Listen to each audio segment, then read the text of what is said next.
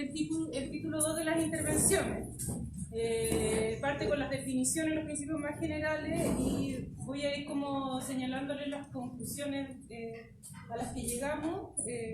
Creemos que en primer lugar como que se hace desde el comienzo una distinción tácita entre la arqueología de impacto ambiental y la arqueología científica, por decirlo así, o de investigación. Entonces nosotros consideramos que estamos en pleno desacuerdo con esa idea. Nosotros pensamos que el estándar arqueológico tiene que ser igual en todos los ámbitos, sea en impacto ambiental como en investigación científica. También pensamos que investigación científica podría ser un tipo de investigación, porque hay otros tipos de investigaciones también que se realizan. Hay otras maneras de construir conocimiento, digamos. También aquí se habla como de en el artículo 1 de las modalidades, como tanto en el aspecto bioantropológico como paleontológico. Definitivamente las modalidades de la arqueología son muchas más diversas y quizás deberíamos de trabajar en el futuro como de definir los distintos campos de aplicación. Eso por una parte. Después de los principios, si bien obviamente estamos de acuerdo que el patrimonio cultural como bien común es un bien común, pero igual ahí hay otra parte de la frase que dice bien común para toda la sociedad humana.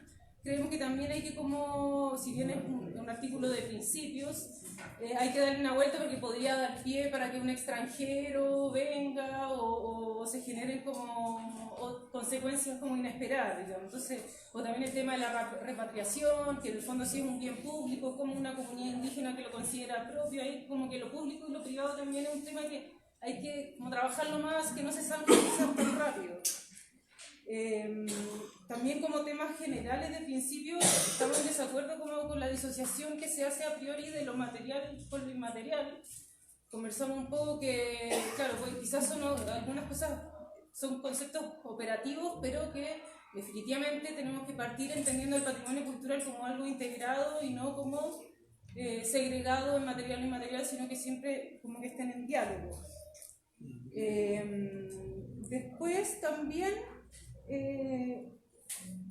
a partir de este artículo de los principios podemos plantearnos en este nivel sobre el modelo como extractivista neoliberal que está detrás de todo esto, porque en el fondo se está construyendo para siempre intervenciones, ¿cierto? Entonces, bueno, aquí surgió como una idea para ir discutiendo en el futuro, como dejarla planteada, de por qué el Estado le delega a las empresas hacerse cargo de todo esto, y quizás por qué no nosotros deberíamos de firmar un contrato quizás con el Estado más que con la empresa privada. Esto ya como más grande, ¿cierto? Claro, que la empresa le pase el dinero al Estado y el Estado contrata a los especialistas. Bonito sería. Bonito sería. Pero son principios. O sea, podemos plantearlo.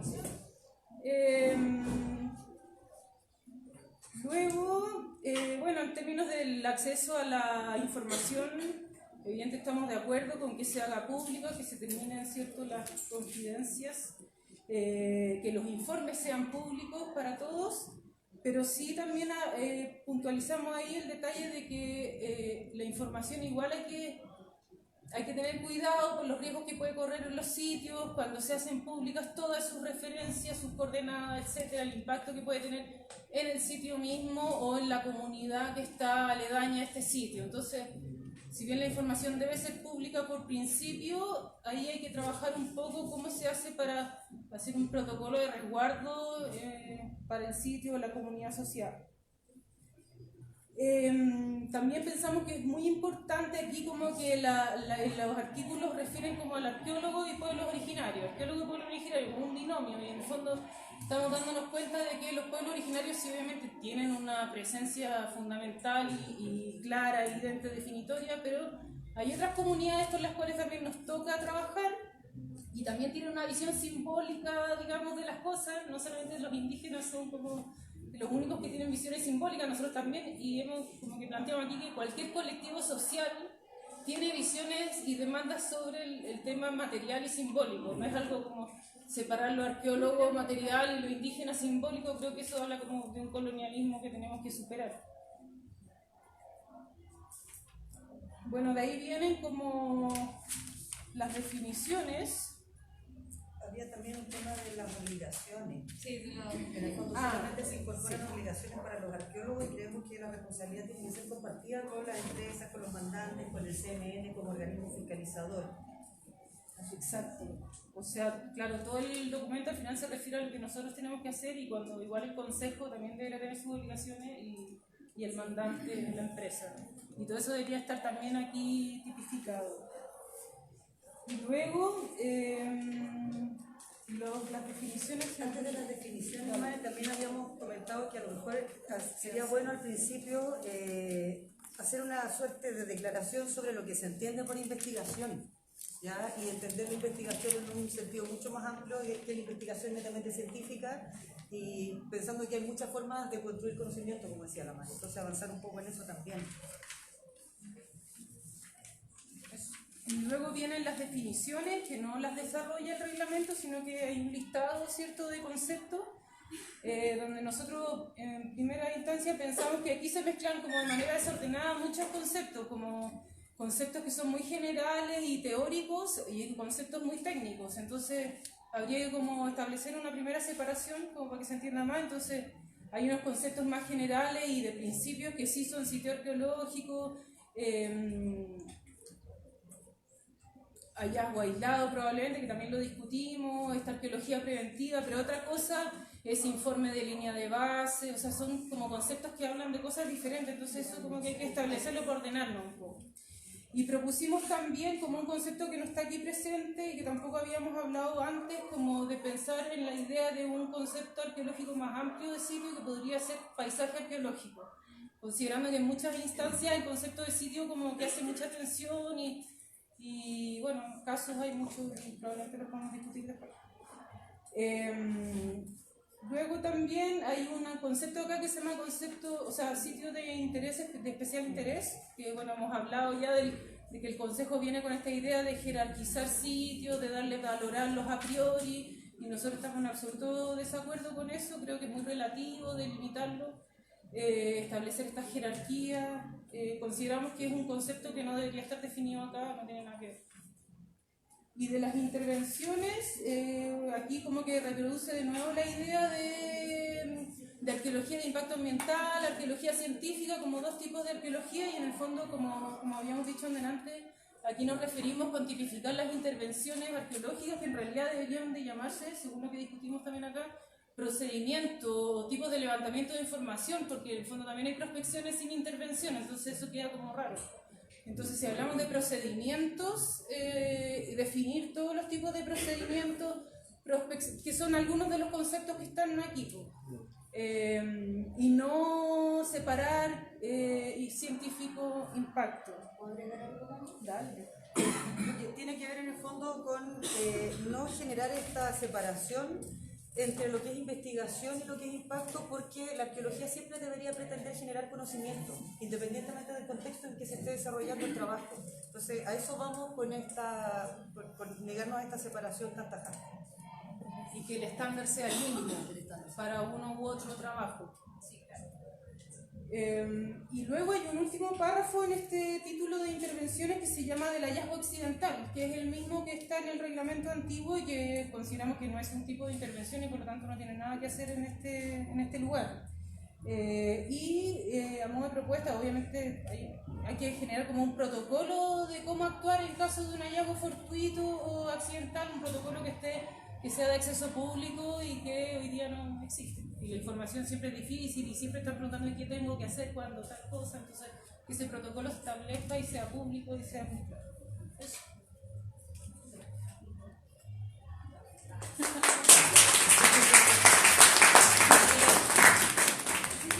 ¿Tienen preguntas como para eso? Yo a mí lo primero como estamos viendo acá justamente el tema de los permisos, claro, cuando se habla de procedimientos, o sea, el reglamento está súper enfocado al tema de las intervenciones porque en el fondo vela por proteger el patrimonio. Entonces, la idea es como regular todo tipo de afectación.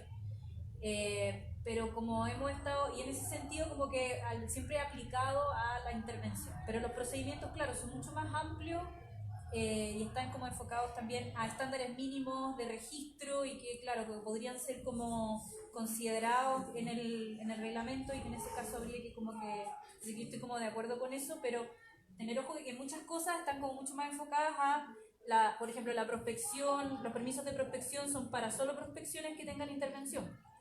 ¿Cachai? O sea, y nadie te va a como impedir que tú hagas un relevamiento de algo que no implique intervención. Como eso. El dicho tiene una... Comentario solamente, bueno, primero que hay que saber que el reglamento solo puede reglamentar lo que está en la ley, o sea, no poner ahí eso que no está en la ley, digamos, hay que ponerse el reglamento de la ley. Y nosotros discutimos harto también esto de separar, si era correspondiente separar una reglamentación para impacto ambiental y una reglamentación para investigación científica. Y una de las razones, si bien yo estoy de acuerdo que las dos deberían tener el mismo objetivo, y por lo tanto ya se consideradas como dentro de la misma bolsa, hay razones prácticas para separarlas. Por ejemplo, una de las razones prácticas para separarlas es el tema de atribuirle a los mandantes en el Sistema Nacional de Impacto Ambiental más responsabilidad de lo que tienen, ¿ya? Cosa que no le puedes atribuir a ¿cómo se llama?, los patrocinadores de las investigaciones, que son las universidades. Yo decía que, de hecho, en los proyectos Fondesit el patrocinador no debería ser la universidad, sino que quien aprobó el proyecto de investigación, el Fondesit, digamos, ¿ya?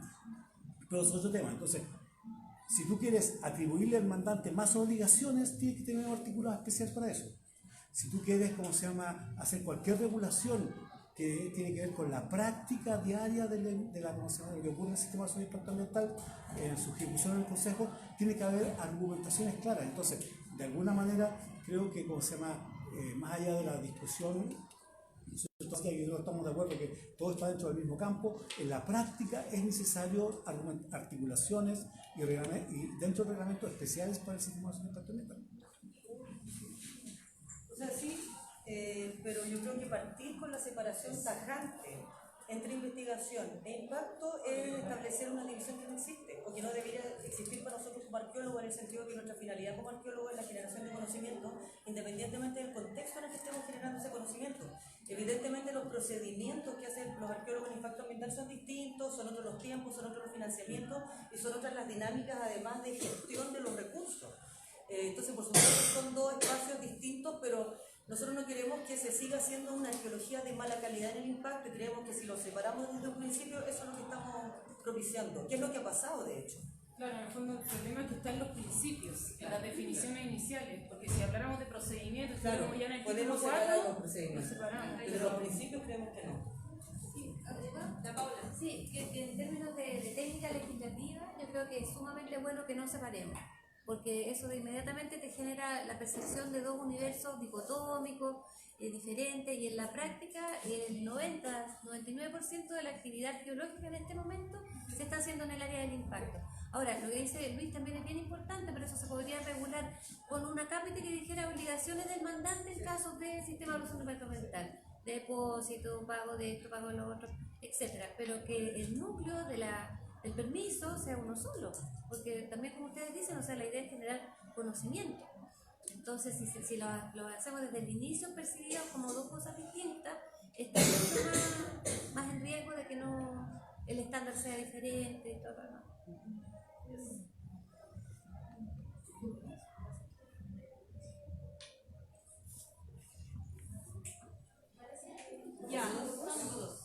Ya, grupo 2. Bueno, yo consideraba que este era como un tema súper complejo porque las mayores diferencias disciplinarias de la discusión que hemos tenido este último tiempo refieren a este punto. Sin embargo, en un grupo en que yo pensaba que no íbamos a llegar a ningún acuerdo, logramos redactar.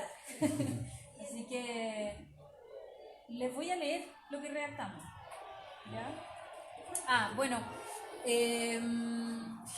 estuvimos viendo permisos, algo de requisitos y no impugnación. También no tuvimos mucho tiempo para avanzar más. ¿Cómo? No, claro, no llegamos ahí a las impugnaciones. Entonces les voy a leer y podemos ir parando si es que les llama la atención algo.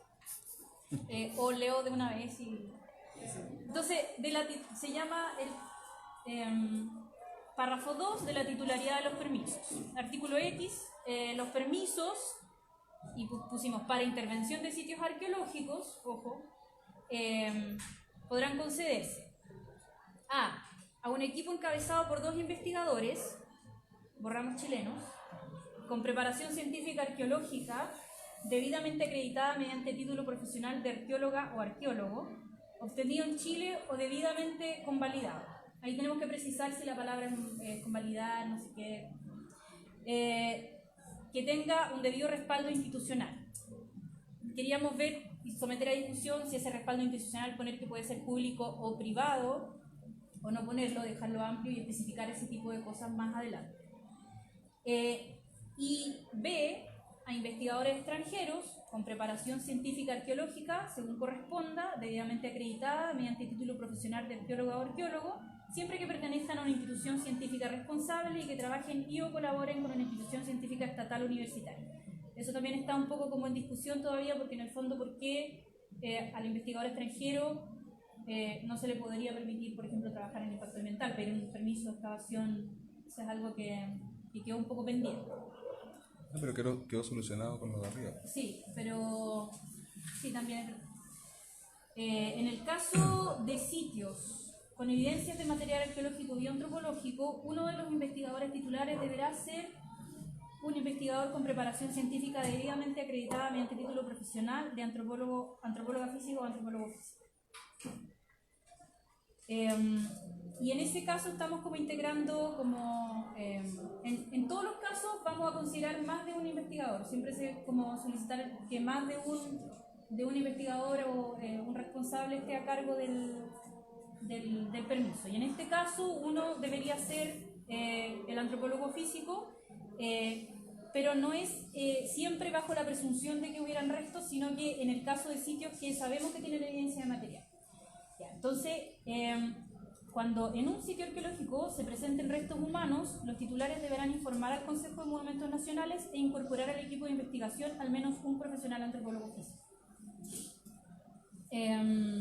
Y aquí había como un párrafo que es una propuesta que no sabemos bien todavía cómo un poco incluir, que sería que en el caso de los estudios de impacto ambiental, el respaldo institucional corresponderá al mandante y tendrá las responsabilidades que se fijen en este reglamento, un poco visualizando lo que más adelante debería estar especificado respecto a las responsabilidades de ese personaje.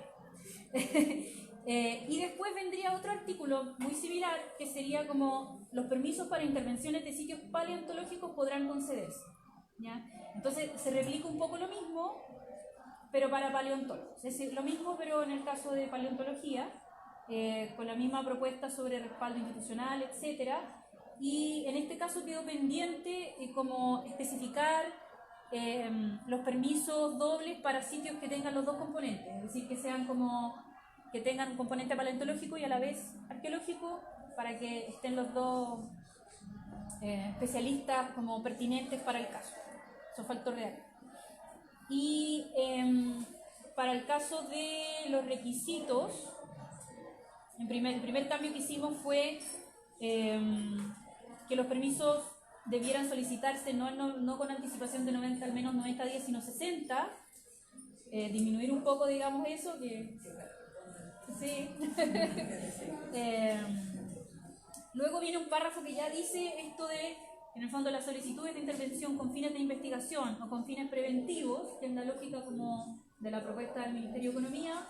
No sé si habría que como definirlo mejor, cambiarlo precisamente en función de los temas, ya, o eliminarlo, no sé, o sencillamente las solicitudes de intervención.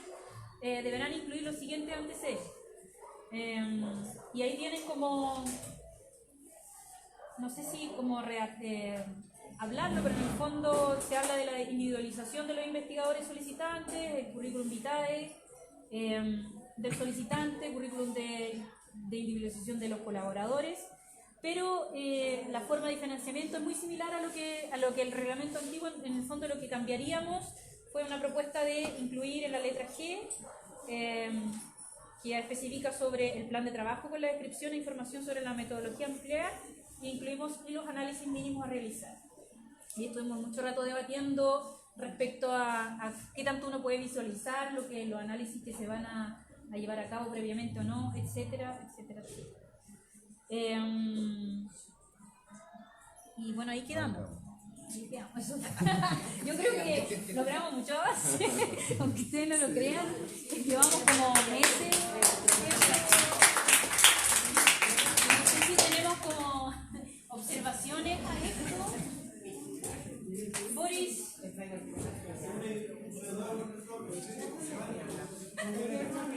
te escucho nada. Más fuerte, más fuerte. Con respecto a los permisos por investigadores extranjeros, ¿escuché mal o se pide el título profesional de arqueólogo o arqueóloga? Porque el título profesional no existe en ninguna otra parte. Entonces, yo tengo un problema grave con eso entonces. ¿Por qué? Porque un investigador que tenga o que quiera desarrollar un proyecto en colaboración con Chile, por ejemplo, tendría que hacer todo el proceso de convalidarse como arqueólogo en Chile para poder empezar su investigación, que dura... No, es un caso de que no tenga el apoyo institucional de una universidad. Ya, perfecto. Ya. Que eso está en el La letra B.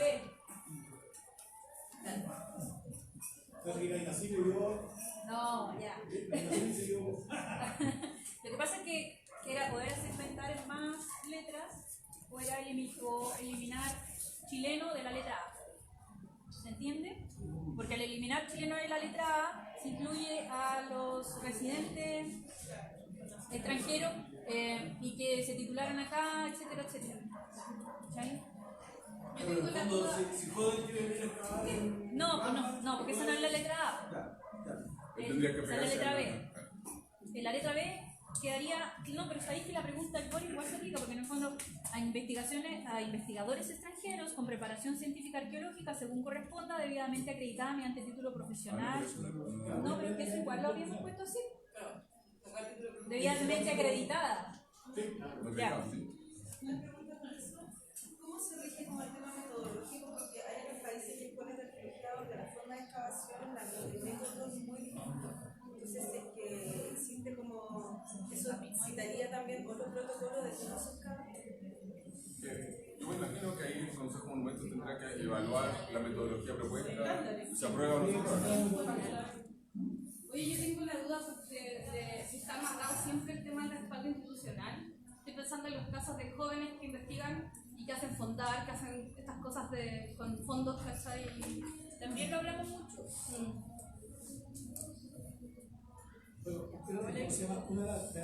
Eso se discutió y uno de los argumentos que yo remarqué es que cuando a ti te entregan un permiso de excavación, la idea de que hay una institución tras tuyo es que esa institución avale, ¿no es cierto?, que lo que tú vas a hacer no implique destrucción innecesaria del patrimonio arqueológico. Entonces, ¿perdón? Eso no lo puedo argumentar con un buen permiso si el consejo, para que el consejo merece permiso. Es que pasa que el aval es el que apoya al conjunto de las decisiones que el arqueólogo toma, ¿no? Porque, como se llama, darle permiso a alguien sin una institución que lo respalde implica necesariamente que la persona tendríamos que hacer un análisis mucho más detallado de de la metodología, del detalle de lo que va a hacer. En cambio, si esa persona es avalada por una institución, hay un respaldo cierto tácito de lo que la persona va a hacer. Lo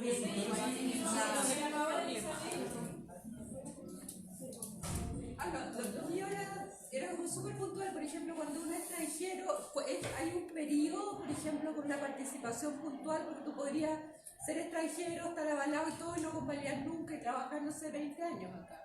No sé si hay como un límite. Pero no para pedir permiso. O sea, tú podrías, ya. Porque eso es una obligatoriedad para los licenciados. Ya. Sí, nosotros por tiempo no pudimos abarcar, porque yo creo que es súper necesario que los efectos del permiso, o sea, obligaciones y derechos del titular del permiso como arqueólogo, del mandante en el caso de la cosas privadas. Es sumamente necesario que quede bien regulado para, digamos, evitar problemas en el ejercicio después. Pero eso requiere tiempo. Boris. Brevísimo. Cuando pensaban en respaldo institucional, por ejemplo, las consultoras serían una institución. Claro. Esa era la contrapregunta.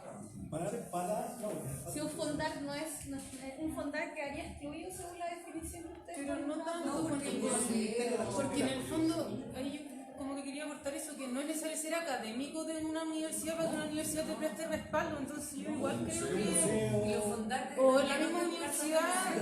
Entonces estamos entendiendo institución de manera muy laxa. Una consultora, Pero ahí eso genera otro problema. Y es que lo que yo planteaba, que qué tipo de institución vamos a avalar como una institución que pueda respaldar. Y ahí es complejo empezar a cortar. Yo decía respecto a eso es que hay cosas en los reglamentos que hay que dejar de las laxas. Si haces extrema reglamentación, después te enfrentas a un problema. Por ejemplo, ¿qué instituciones deben hacer? Podríamos hacer un listado, pero eso no se puede dejar fuera otro. Entonces eso hay que llegarle el criterio al consejo que decide que esta institución tiene o no tiene como esto. La empresa mandante, por ejemplo, podría ser una institución de respaldo. Lo otro que se me olvidó decir es que estábamos empezando a debatir sobre el tema de la experiencia, si solicitarla o no en el caso de los premios, ¿ya?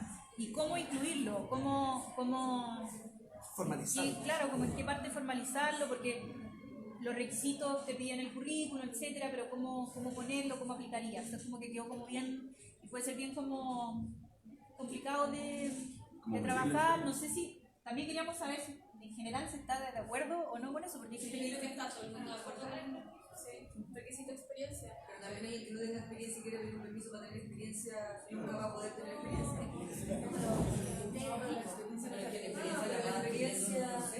Pero claro, pero que será técnico de terreno, ayudante de terreno o de fondes y por cuánto tiempo, como demasiado tiempo. No, que desde el título. Sí, bueno, sí, por eso. Lo que pasa es que el tema del título profesional,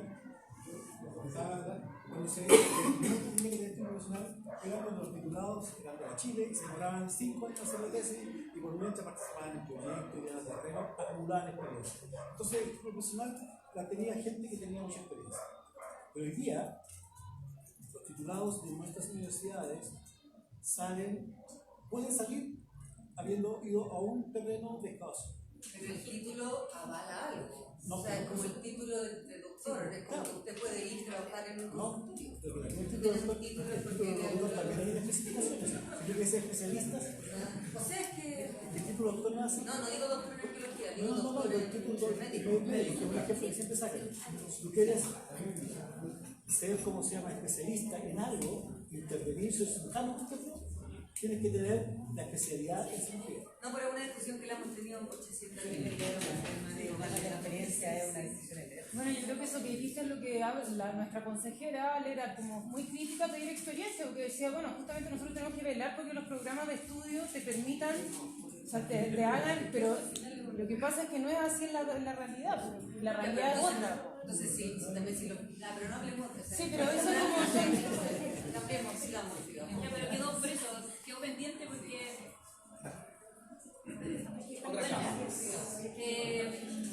Grupo 3. ¿Nadie se inscribió en el grupo 3? Sí, Ya, Carola. Lo que nosotros vimos de los informes es un título que es el título cuarto, tiene 2 párrafos. Eso está contenido en el actual reglamento entre el 15 y el 19.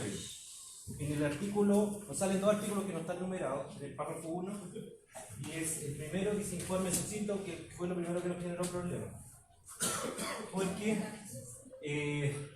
lo que estuvimos de acuerdo en el grupo es que se cambie a ejecutivo, porque es el que se está usando de la realidad, y que sean informes o informes ejecutivos y que sean en base a pertinencia cronológica dentro de las labores, es decir, que sean considerados como preliminares para los propósitos de permitir que el Consejo realice un seguimiento de lo que se está haciendo, básicamente. Es decir, que ya no sería en relación a contenidos básicos, como lo que se subentendía con el suscito, sino que ahora tendría que ver con esto del tiempo. En el caso del final, bueno, se entiende.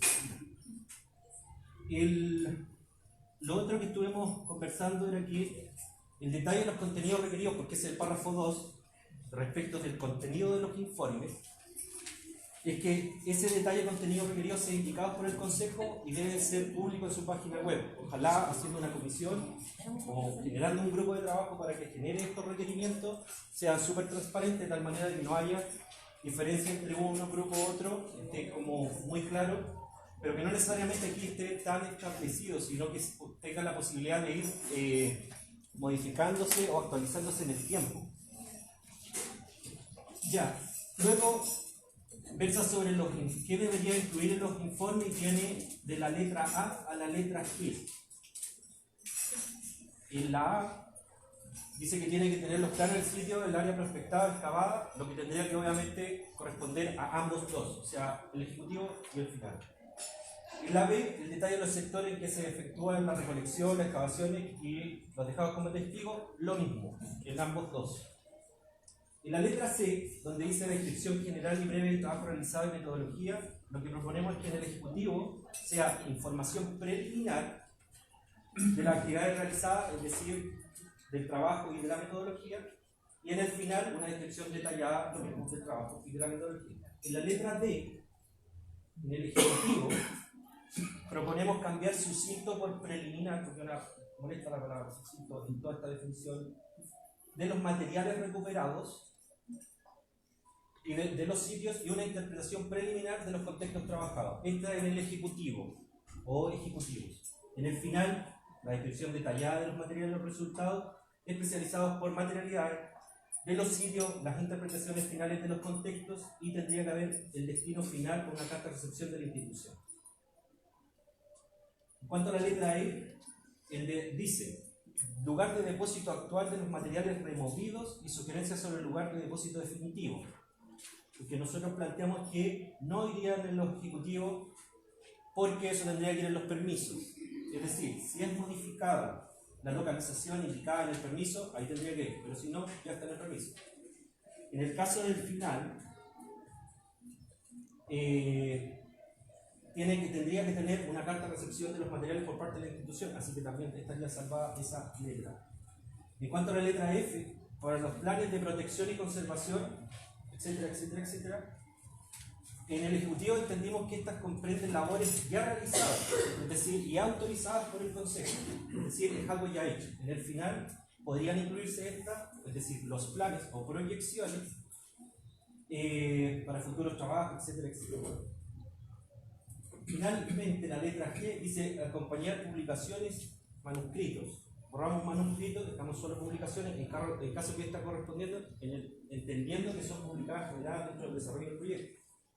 Ya, no es que esté obligando a que uno tenga que hacer publicaciones, sino que apuntarlas en un informe. Y luego un artículo no numerado dice: él o los investigadores estarán obligados a proporcionar la información que solicite el consejo, etcétera, etcétera.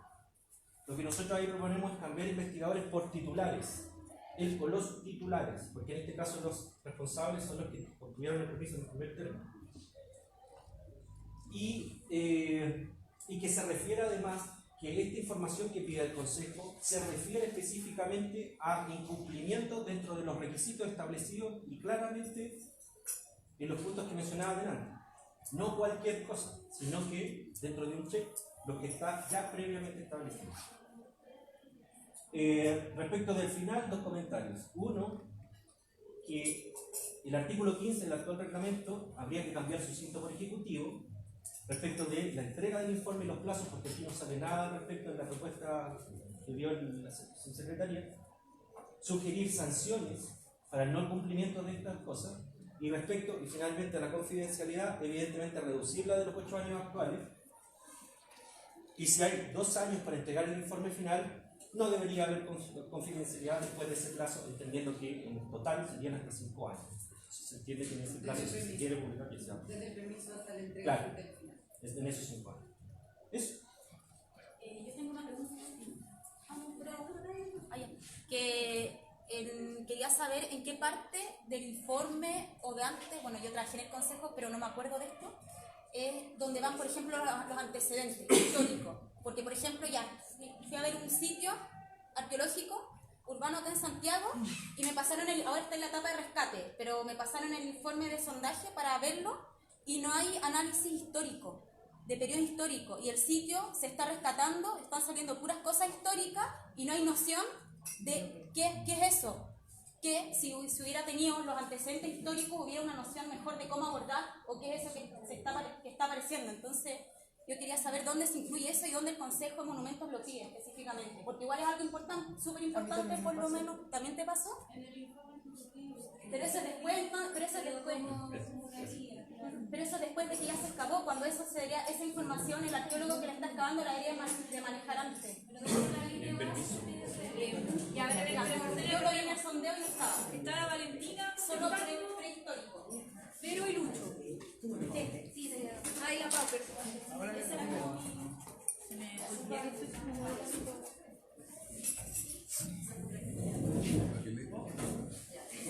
a la Valentina, a la Vero, al Lucho y a la Paola. Pero, ¿No? Sí, a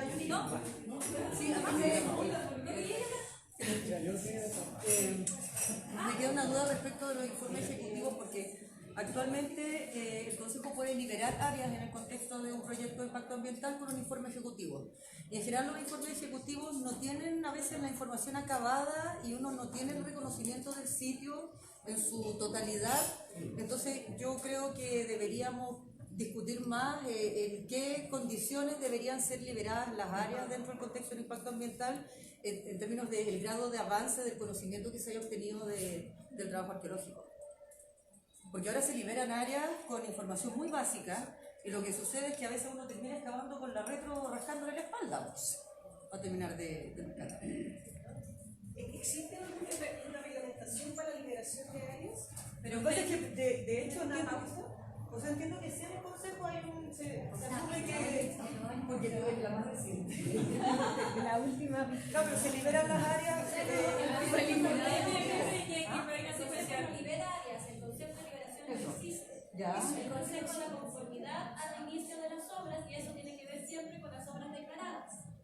Ya. Y eso se supone que tiene que ver cuando un informe ejecutivo, en caso de que sea una caracterización, dice que o no hay sitio o en el fondo no es necesario pedir más acción, pero ahí en el fondo el Consejo tiene que ver con lo que entrega el arqueólogo responsable del permiso. Sí, pero más allá de lo que como debiera ser, el hecho es que se liberan los sitios, o sea, se liberan las áreas arqueológicas sin tener un conocimiento acabado, eso es lo que yo voy.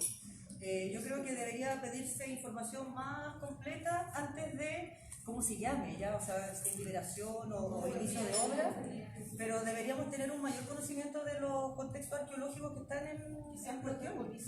Claro, a lo mejor protocolizarlo de alguna manera. Yo tengo las palabras, ya por favor. Ahora le tocaba a Luis y después a la Paola. Y tenemos que igual pasar a otra mesa, así que ya. Con respecto a lo que decía la colega ahí sobre los antecedentes, eso abre una discusión que han levantado a veces unos colegas, me estoy acordando de Álvaro Román, o sea, Álvaro Romero, que siempre lo ha levantado, y es el tema, especialmente en el sistema de evaluación de impacto ambiental, el tema de que sean los estudios que se hagan sean enfrentados por personas con experiencia regional, con el tema que se está asociando al tema. Ahí uno podría decir, el problema de los antecedentes se disminuiría, pero efectivamente pasa mucho que las personas hacen impacto ambiental en cualquier parte y muchas veces entran un poco a ciegas, digamos. Yo en el pasado en estas discusiones con el Álvaro yo no estaba para nada de acuerdo con el Álvaro, pero como ha ido pasando el tiempo y se ha ido cambiando la práctica, empiezo a creer que a lo mejor es una cosa a desarrollar. Y sobre el tema de los informes y la liberación de las áreas, hay una presión básica que es cuando la empresa quiere empezar su proyecto, digamos. Ahora, el mínimo que el Consejo debiera pedir al respecto es que se hayan implementado las medidas que se acordaron y que no haya ninguna evidencia de que haya algún otro patrimonio que eventualmente pueda estar protegido. Si nosotros le ponemos la idea de que, de que tendría que estar el estudio realizado de los materiales, que sería como lo más ideal, eso generaría un plazo de liberación que sería inmenso. Sí, no, relacionado con lo mismo. mismo, de que debería quedar bien claro en el reglamento que el informe final básicamente lo que le da unicidad es que tiene los resultados y la interpretación de los análisis. Lo dijo Pascual.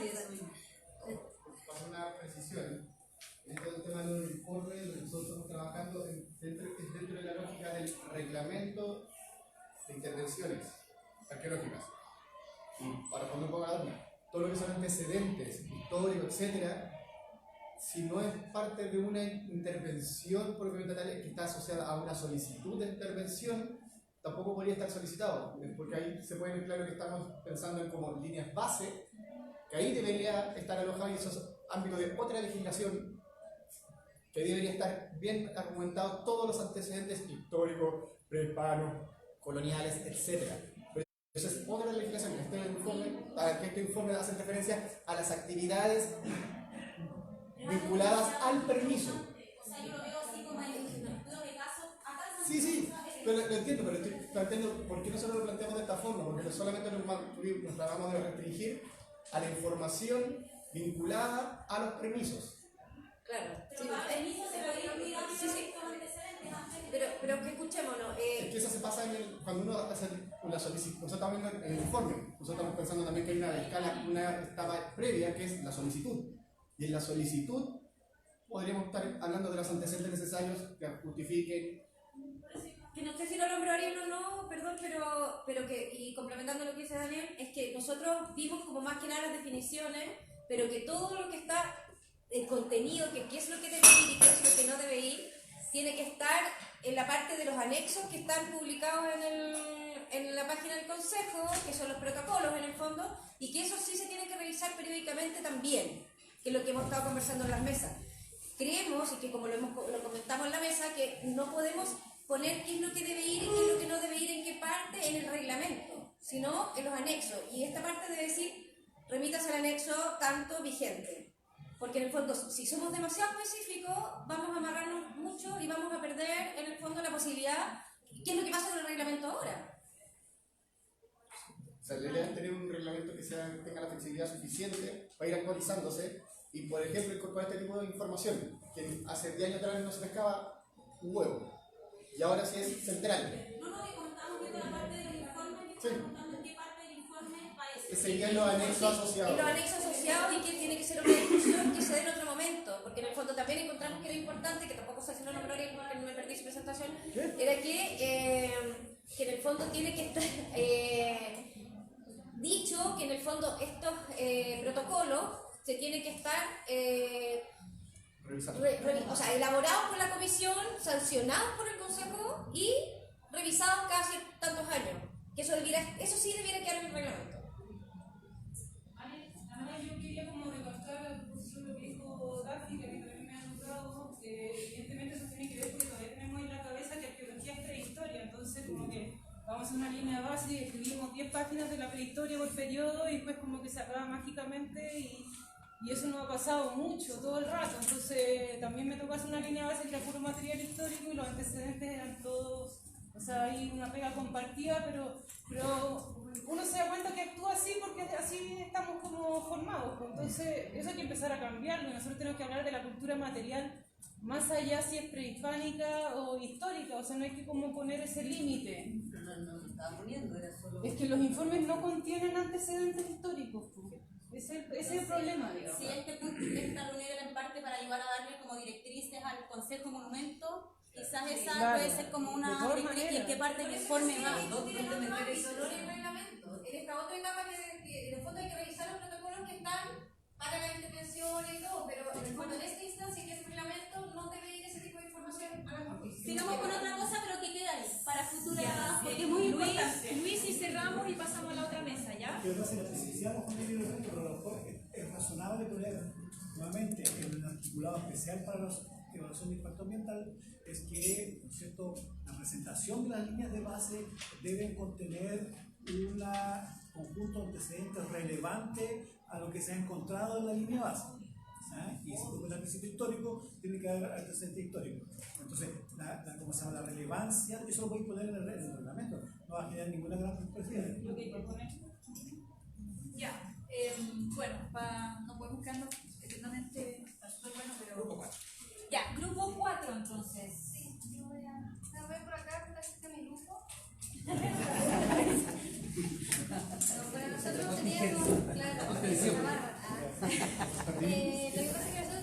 4 títulos, que igual era bastante, pero hay que considerar que hay uno que no existe, ¿ya? Que es el depósitos, no había nada. Entonces ahí tuvimos en realidad 3. Pero sí lo discutimos. Partimos por el tema de las colecciones, hablamos bastante por algunos casos particulares que han pasado, por ejemplo este tema del mandato ministerial que mencionaron, que siento que es un tema bastante político, como está enunciado en el reglamento, y que a pesar de que en la ley aparece en el artículo 20, creo, la idea es que el tema de las colecciones sí hay que trabajarlo más en detalle porque los restos arqueológicos no son bienes culturales, no se capitaliza con ellos.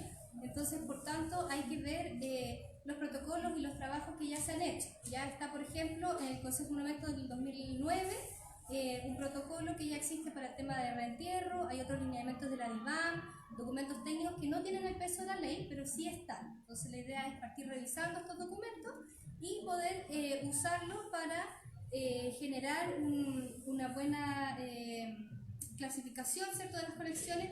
Salió el tema del origen de las colecciones también, porque quizás no todas las colecciones son lo mismo. O sea, si viene una colección sin registro, por ejemplo, o de distintas etapas, no es lo mismo que venga de la excavación, o si viene de impacto o de investigación. Entonces, quizás mencionar el origen de las colecciones y poder definir cómo trabajarlas a partir de esa designación, como agregarlo en alguna parte o al mismo protocolo.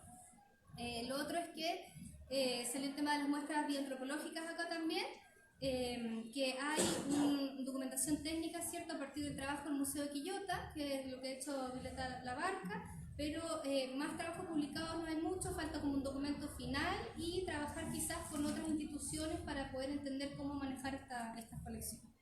No sé si me queda algo en el tintero, pero sí se echa lo que no está terminado, digamos. Claro, lo que no está terminado, no sabía.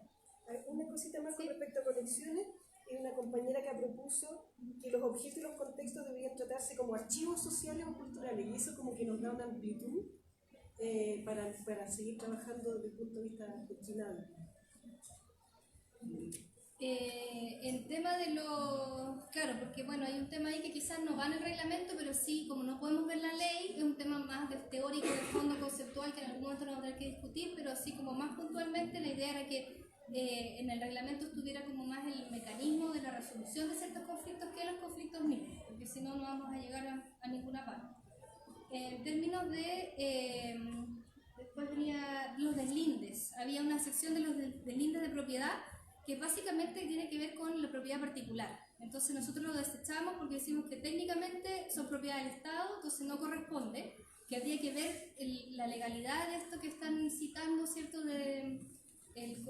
la ley, no me acuerdo porque no tengo acá el documento, pero la legalidad del punto que se cita y cuál es el fin, porque en realidad para nuestro entender esto no correspondería. Quizás lo que sí correspondería es ver, por ejemplo, el tema de limitación de buffer, que es algo que se ha manejado, ¿cierto?, desde las regulaciones del Consejo, si son 10 metros o cómo definir esos deslindes, pero por un tema ya más técnico y no un tema de propiedad y en este caso particular. Tampoco salía nada de propiedad colectiva o indígena, no se mencionaba, entonces también consideramos relevante entrar en esa discusión y más bien sacar. En términos de los depósitos, como no había nada, salieron varios temas que tienen que ver con estos protocolos nuevamente. El tema de la tenencia, por ejemplo, los requisitos para la conservación y la prevención, ver también la posibilidad de que hubieran distintas instituciones depositarias que no fueran solamente museos. Y aquí, por ejemplo, el tema de las comunidades, los depósitos, ya que, por ejemplo, para los museos comunitarios no solo es un depósito, sino que también tiene que tener un espacio de análisis, hay que tener especialistas. Los especialistas que están a cargo de estos depósitos generalmente no son tales, no manejan colecciones, no son antropólogos físicos, son de otras áreas. Entonces quizás insistir en estas regulaciones, que haya ciertas condiciones para la tenencia, la custodia, la permanencia de esta institución, ¿cierto? Y expandir un poco lo que hay en el artículo 21, si no me equivoco, que ya existe, pero planteando cosas que son necesarias y que tendrían que entrar en discusión con otras leyes y otros reglamentos. Por ejemplo, el tema de los museos. El reglamento de museos que no tiene forma, ¿cierto?, que se ha discutido, pero que no existe y es como una pata, citando a Mónica, una de estas patas que falta para la mesa, ¿ya? La mesa existe, pero no están los distintos pilares que la sustentan. Y es una buena imagen. Sí, es una buena metáfora. Sí, es una buena metáfora. Tenemos la tabla, pero nos faltan las patas. Y eso. Bueno, sí, después, a ver si me falta algo acá. Ya, entonces, no sé si se me queda algo en el tema de los depósitos. Y si no, ya entramos de lleno a lo que es restitución, retiro y repatriación, que en realidad es un chiste, si ustedes lo leen, ya hay que reescribirlo completamente. Se habla de restos humanos recientes, restos humanos indígenas recientes, la separación, la propiedad que puede tener uno sobre otro de estos individuos, o sea, realmente no hace mucho sentido. Lo que plantea una discusión mayor y más profunda y bastante compleja que tenemos que tener sobre una mesa de conversación quizás sobre cómo planteamos esto, si lo vamos a usar como restos humanos, bueno, definir lo que es qué, saber cómo aplicarlo. Lo mismo con esto de lo indígena no corresponde, lo indígena va en la ley indígena, no debería ir acá. Entonces realmente si vamos a hacer conversar las leyes, entonces claro, debería haber alguna referencia a la ley indígena, al artículo tanto. También olvidé mencionar antes que salió el tema de la ley medio ambiente del PAS 132 en otro momento cuando estaba hablando de las colecciones, y eso también debería hacerse referencia en el reglamento, como para que conversen esta legislación.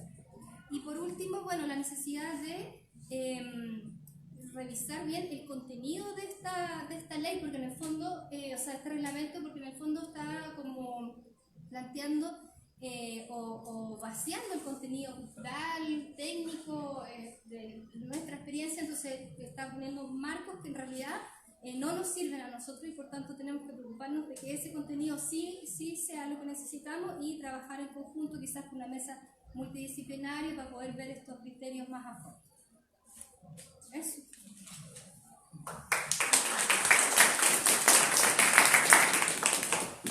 Ya, antes de las preguntas, quería como comentar algo porque cuando hicimos un grupo la semana empezar ahí. Necesito que hay una lista por ahí dando vuelta, si la pueden firmar todos y anoten en el grupo al que está. Y también el hecho de que les vamos a pedir a cada como mesa que envíe sus observaciones escritas sobre el borrador de reclamo. Eso. Preguntas al grupo 4. Estimado, yo quería contar una cosita más. Lo que nos fijamos que para un montón de cosas como retiro, existen protocolos, existen guías. Entonces, más que detallar en el reglamento, lo que pensamos era que poner como una nota, remítase a la guía de, no sé, como un número de instrucciones, que además es más fácil irlas actualizando, lo que digan y que para el trato con comunidades que reclamaran, digamos, visión sobre colecciones, proponer más bien metodología, como podría ser mesas de trabajo en que participaran comunidades y participaran especialistas, etcétera, para poder después de largas conversaciones llegar a acuerdos, digamos, no una cuestión que se resuelva como por secretaría.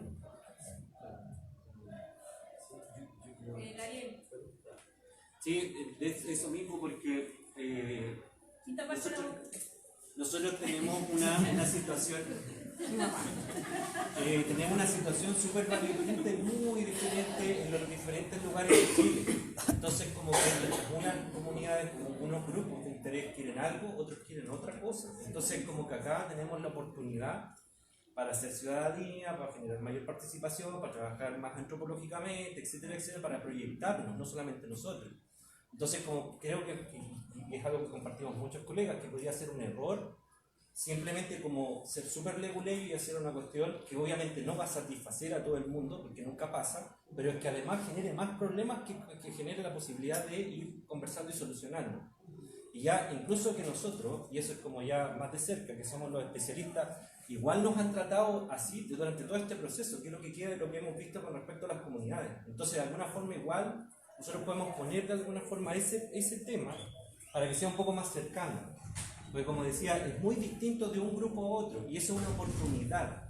En vez de tomarlo como un problema, los invitamos a eso, a verlo como una oportunidad de trabajo antropológico súper potente que podemos hacer en Chile. Y esta es una muy buena excusa. Allá, ¿cuál es tu nombre? Una cosa que igual es muy importante, que es tanto en lo antropológico como en lo arqueológico, es el tema de que el reglamento repite constantemente la palabra indígena asociado a lo arqueológico, a lo antropológico.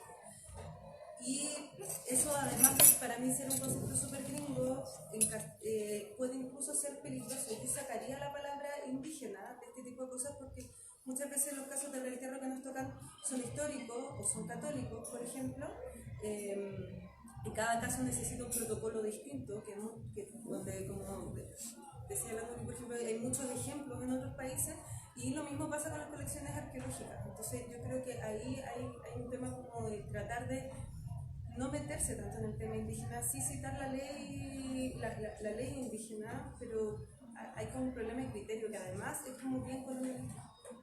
Sí, para complementar un poco lo que dice la Cata, hay que considerar que toda intervención sobre algún bien indígena requiere una consulta, que está condicionada por ley, ¿ya? Por el decreto 66 del Ministerio de Desarrollo Social. Por lo tanto, toda intervención que se haga sobre algún bien indígena va a estar protegida por esa ley. Por lo tanto, en el reglamento debiese articularse con los reglamentos existentes para la protección del patrimonio indígena.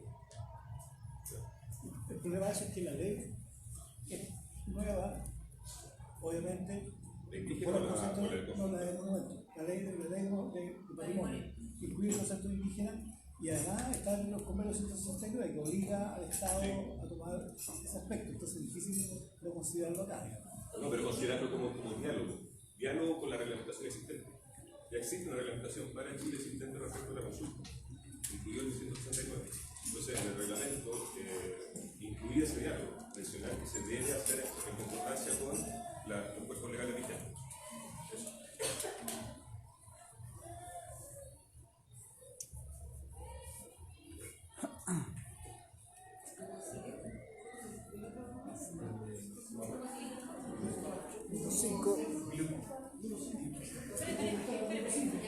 ¿Qué? Sí, estamos bien por el 4. Sí, ya. Hay una pregunta que estamos transmitiendo y quizás la Ale está tan lejos. No, es lo que decía otra cosa. Es que estamos como comunicándonos con la Ale, que está en Estados Unidos, y ella dice que está de acuerdo con que hay que terminar con una especie de manifiesto o declaración. Entonces eso es lo que sí.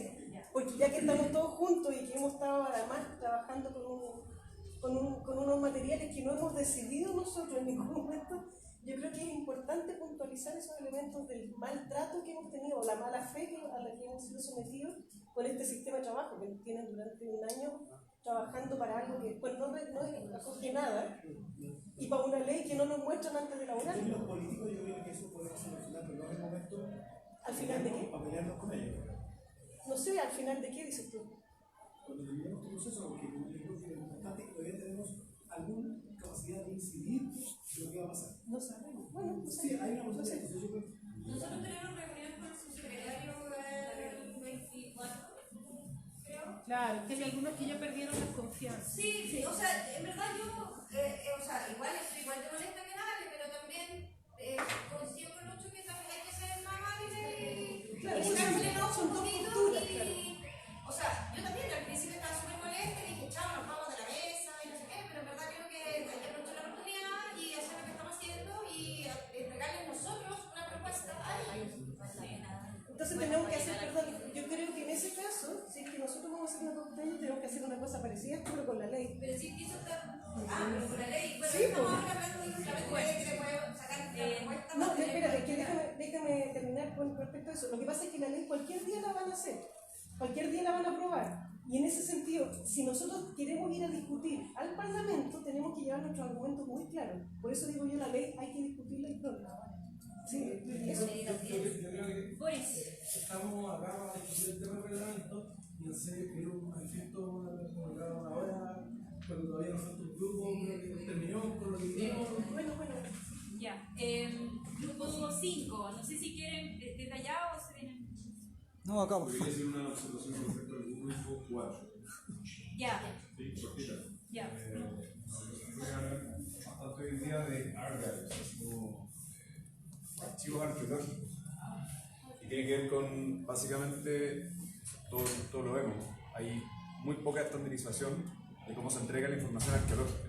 En definitiva, tenéis 200 proyectos de impacto ambiental, etcétera, se entregan las conexiones, se entregan los informes, pero existe una disociación o una falta de correlación entre los materiales, las colecciones propiamente tal, y la información arqueológica, los informes de los especialistas, las ilustraciones, los planos, la planimetría y todo lo demás. O sea, sería positivo introducir algún concepto, no necesariamente ese, pero algo que haga énfasis también en la entrega ordenada y pertinente de la información arqueológica y no solamente las colecciones propiamente tal.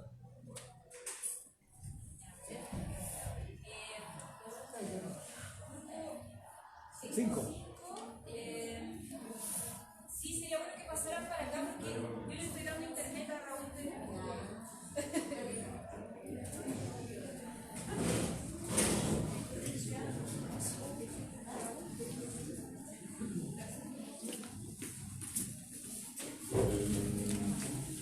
Ya. Voy a ser súper concreto nomás porque para ir terminando. Aquí hay un grupo de colegas, Paulina y otra gente que viene trabajando hace un rato, así que tienen sus comentarios, comentamos algunos de las como implicancias más relevantes. Finalmente coincidimos en que definitivamente el hecho de dejar este monumento arqueológico subacuático, que de acuerdo digamos, a la definición legal que hoy en día no existe, si ustedes saben, pero la incorporación del patrimonio cultural subacuático y su definición viene dada por un decreto exento, que es el 311 del año 99, y que de alguna manera viene a subsanar el hecho de que no queda retirado explícitamente, básicamente, en particular el tema de los restos históricos. Fundamentalmente los sitios de naufragio, también denominados pecios, son la categoría más recurrente que tenemos de sitio arqueológico sumergido. Evidentemente no es el único, mucho más variado que eso. Pero ¿cómo lo suple el Estado? Básicamente cuando la ley de monumentos no lo menciona como solo Ministerio de la Ley, así como los monumentos arqueológicos, crea este decreto 311 que viene después de que una larga historia, pero básicamente el Consejo participa con representantes a lo largo de todas las reuniones gubernamentales que hace la UNESCO previa a la preparación de la Convención Internacional de Protección de Patrimonio Cultural Subacuático, que finalmente sale el año 2001. El Consejo de Monumentos Nacionales participa del año 99 prácticamente, perdón, 96 al 98 en 4 reuniones y finalmente incluso adquiere una posición para votar a favor, digamos, de la convención y el Estado chileno decide abstenerse. Básicamente el MINREL dice, si bien el Ministerio de Educación está a favor, nosotros nos abstenemos. Ahí hay toda una historia larga con una interpretación que hace la Armada, de una cuestión jurídica, etc. Pero es a partir de básicamente esa nueva posición que Chile dice, bueno, vamos a crear este decreto 311 que viene un poco a incorporar lo que es patrimonio cultural subacuático. El patrimonio cultural subacuático tiene la definición de monumento histórico en el marco regulatorio actual, pero al mismo tiempo el Consejo de facto considera que tiene esta doble condición de monumento arqueológico y monumento histórico. Entonces es un caso realmente sumamente especial. Todas las intervenciones de patrimonio cultural subacuático están reguladas por el reglamento, obviamente, del reglamento actual. Y se generan, por ejemplo, para que ustedes sepan, en el marco del CEDIA unas tremendas discusiones y pugnas cuando aplican los permisos ambientales sectoriales. O sea, si el permiso ambiental sectorial 132, que es el que nos corresponde a los monumentos arqueológicos, o es el que corresponde a los monumentos históricos. O sea, las consultoras se vuelven locas a nivel de asesoría jurídica porque hay una inconsistencia gigantesca. Entonces, básicamente, a lo que llegamos es que definitivamente el hecho que quede separado como un título décimo, después de que están todas las disposiciones generales en el título primero, es claramente, digamos, un hecho de generar una división que es absolutamente arbitraria y le deja en una segunda categoría a lo que es el patrimonio cultural subacuático, que en este minuto pasa a llamarse además monumento arqueológico subacuático, lo que significa que habría de derogarse el decreto 311 donde no está definido, no existe el monumento arqueológico subacuático en el marco regulatorio actual. ¿Entiendes? Entonces, tiene una implicancia jurídica sumamente importante si es que lo dejan a la cola al final como un título décimo. Entonces, necesariamente debería estar incorporado dentro de las disposiciones generales en el título primero del reglamento. Eso es, yo creo que lo primordial, y podríamos seguir hablando de un montón de otros detalles, pero eso es como para dejarlo fuerte. En las definiciones. Lógico. Una duda. Sí. Y no, yo siempre estoy pensando en la cosa operativa. ¿No habrá algunas especificidades del patrimonio subacuático que requieran ciertas obligaciones distintas, ciertas solicitudes distintas, ciertas necesidades de informes distintos? No sé.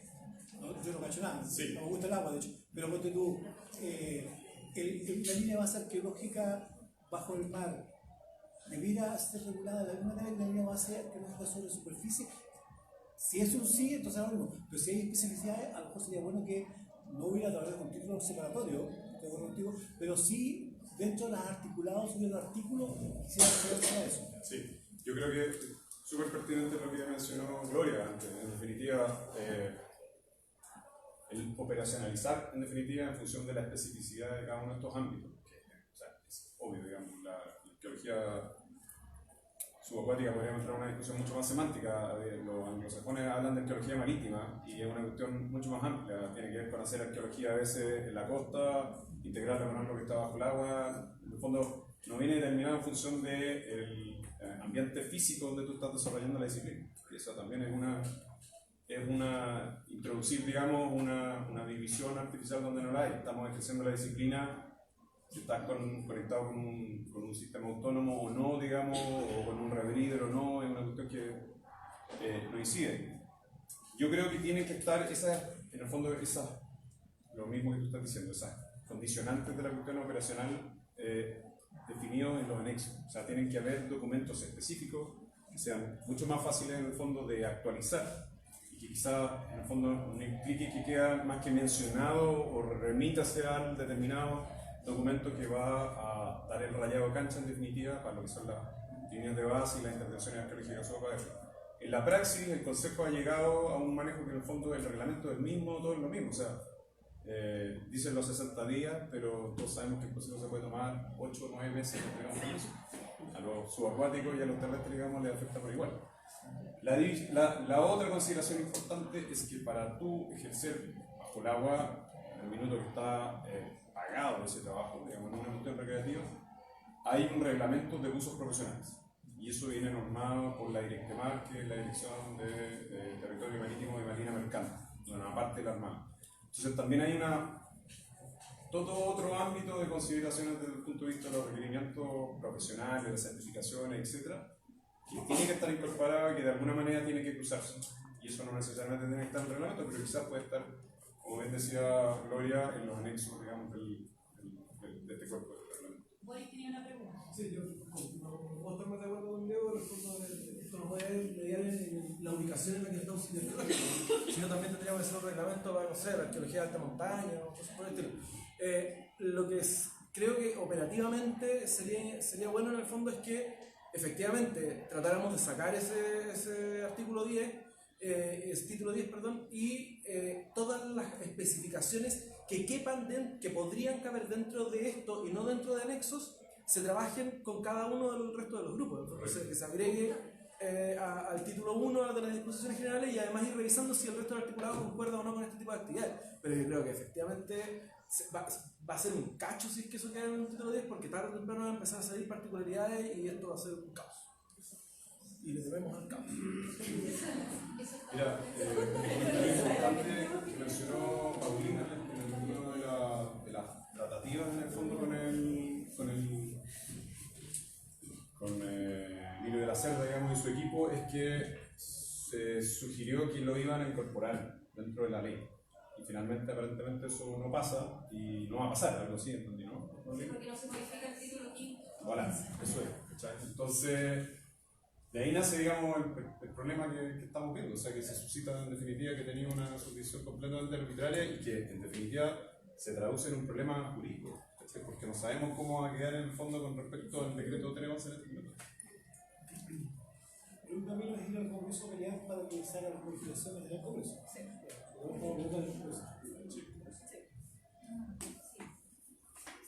Bueno, gracias. Gracias. Entonces la Gloria nos va a hacer una invitación. Sí, para terminar el último cafecito, vamos a seguir conversando un ratito más ahí en el hall. Está más frío, quizás no puedo ir para acá. O si fuera vamos para abajo, pero hay algo para tomar ahí, un vinito, Saluda a la gente que nos ha visto en vivo. Sí, agradecer a toda la gente que nos ha visto y nos ha seguido por Facebook. Me llegaron algunos WhatsApp incluso que estaban viendo. Así que muchas gracias por participar. Gracias.